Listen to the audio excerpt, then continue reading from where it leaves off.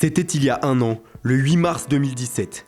Ce soir-là, sous les coups de 22h30 au Camp Nou de Barcelone, l'impensable s'est produit. Victorieux 4-0 à l'aller du FC Barcelone en 8e de finale aller de la Ligue des Champions, le Paris Saint-Germain s'incline 6-1 au match retour et est éliminé de la compétition à la suite d'une remontada jamais vue dans l'histoire du foot. Un an après, nous vous proposons de revenir sur ce moment d'histoire, de l'avant-match aux conséquences de cette invraisemblable élimination. 14 février 2017, 22h45, l'Europe est éblouie. Le Paris Saint-Germain vient de marcher sur le FC Barcelone au Parc des Princes en 8e de finale allée de la Ligue des Champions. Auteur d'une prestation exceptionnelle de bout en bout, les Parisiens s'imposent 4-0 et mettent un pied et demi en quart de finale. La presse française salue l'exploit, alors qu'en Espagne les médias accusent le coup face au naufrage blaugrana. Durant les 3 semaines qui suivent, le PSG poursuit sur le même rythme. 3 victoires et un nul, dont un succès éclatant au Vélodrome lors du Classico, 5-1. La machine parisienne semble inarrêtable avant le retour au Camp Nou. Dans le même temps, le Barça, lui, se relève peu à peu et enchaîne 4 victoires de rang, une série qui galvanise la presse catalane, qui se met à croire à un impossible exploit. Pour preuve, ces différentes unes de Sport et Mundo Deportivo lors des derniers jours précédant le match. En France, c'est une autre ambiance dans la presse. Au fil des jours, les principaux quotidiens du pays commencent à mettre en garde le PSG contre la puissance offensive des Catalans qui tournent à plein régime depuis 4 matchs. Messi, Suarez et Neymar semblent en grande forme et la presse française devient plus prudente, contrairement aux journaux catalans qui poussent derrière leur équipe. Cette atmosphère sera dénoncée par les Parisiens dans les jours suivant l'élimination. Il est 20h45 ce 8 mars 2017 lorsque M. Aytekin donne le coup d'envoi de ce Barça-PSG. Dans l'histoire de la Ligue des Champions, jamais une équipe victorieuse 4-0 à l'aller ne s'est fait éliminer lors du match retour.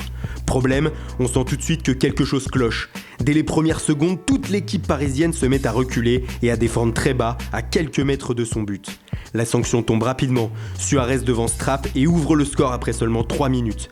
Juste avant la pause, c'est Kurzawa qui dévie un centre d'Iniesta dans son but. À la mi-temps, le Barça a fait la moitié du chemin.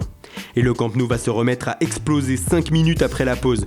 Alors que Meunier perd ses appuis et fauche Neymar dans la surface, Lionel Messi prend le ballon et inscrit le 3e but blaugrana. Paris tremble, mais va réussir à sortir la tête de l'eau et à inscrire le but libérateur.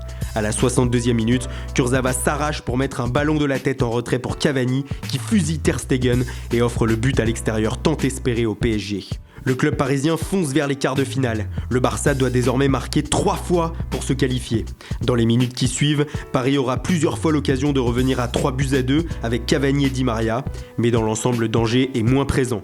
Barcelone n'y est plus et à 2 minutes de la fin du temps réglementaire, plus rien ne peut arriver à Paris. Du moins, c'est ce que l'on croit. 88e minute, coup franc pour le Barça. Neymar s'en charge et trouve la lucarne de Trapp. 4-1, le suspense est à peine relancé. Sauf que Paris commence à perdre pied. Messi cherche Suarez dans la profondeur.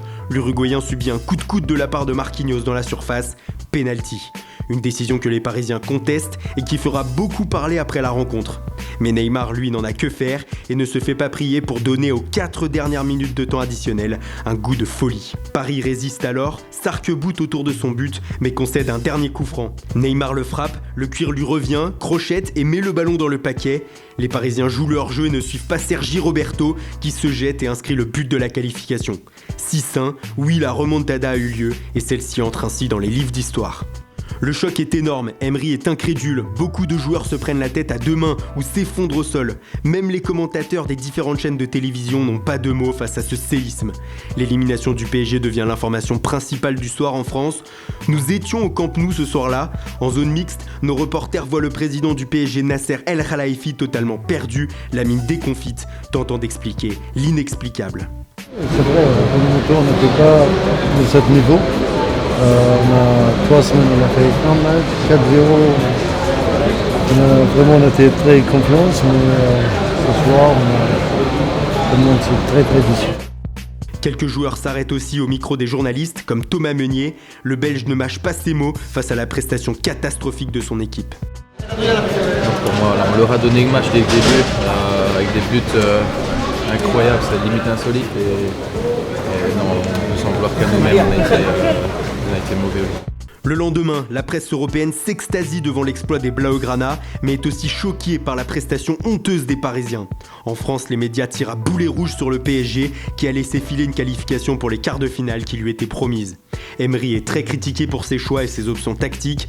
Thiago Silva, lui, le patron de la défense, est pointé du doigt et traîne désormais la réputation d'un joueur peureux et sans mental. Le PSG tente de faire front, mais un temps en doute l'arbitrage et M. Etekin qui a accordé 2 pénaltys litigieux aux Barcelonais, alors que Di Maria n'a rien obtenu lors d'un accrochage dans la surface. Cependant en France, personne n'est dupe et beaucoup d'observateurs préfèrent fustiger le comportement d'une équipe qui menait de 4 buts avant le match retour.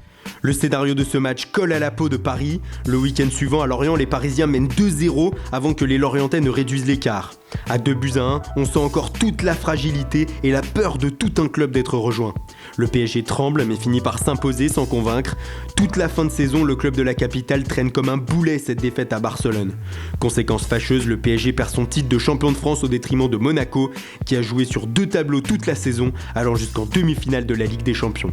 Seules les 2 coupes nationales et le trophée des champions viennent remplir l'armoire à trophées de Paris, insuffisant pour un club à la puissance financière illimitée et à l'effectif rempli de stars. Humiliés sur la scène européenne, les dirigeants parisiens veulent réagir et montrer au monde du football qu'ils savent rebondir.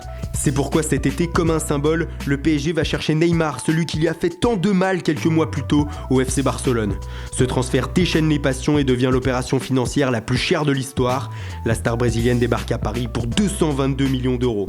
Quelques semaines plus tôt, Paris avait résisté aux offensives du Barça qui cherchait à enrôler Marco Verratti.